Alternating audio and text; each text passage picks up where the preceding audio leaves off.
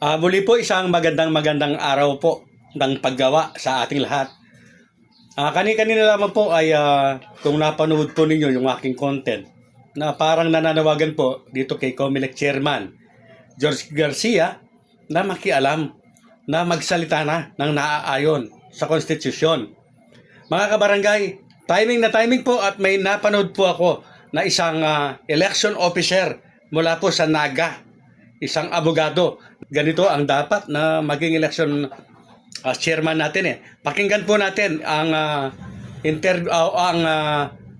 pahayag po ng isang radio reporter na nag-interview sa kanya. Ito po yung kanyang sinasabi.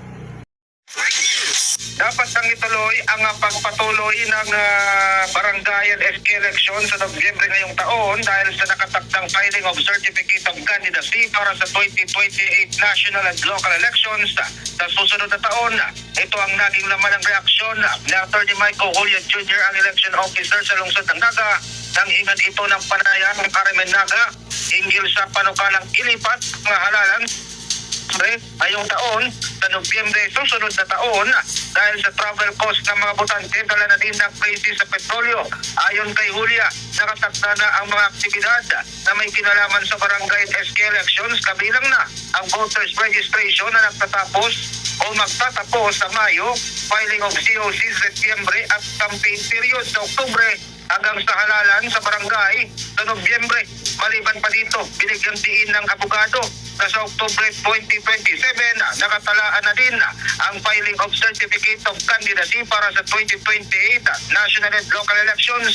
Dagdag niya, nakapalaman din sa konstitusyon na kada 3 taon may pagkakataon ng mga botante na makapaghalal. Sa kabila nito, nagpaliwanag na din si Julia na kailangan munang gawin ng mga mambabatas ang konsultasyon sa mismong pambansang opisina ng Comelec bago isulong ang ninanais na pag-antala.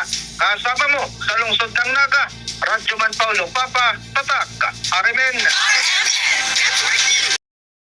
Malinaw po sa ating narinig na ayon po dito po sa tagabagbalitang ito na yung mga sinabi po nitong si Julia na isang election officer po sa Naga na kailangan nang matuloy ang barangay at SK election. At ayon sa kanya, Oktubre po pala sa 2027 ay filing na ng local at national candidate. So talaga pong makikita po natin yung hindi po makatarungan at makatuwiran na pagpo-postpone na naman ng barangay at SK election. So saludo po tayo dito po kay Atty.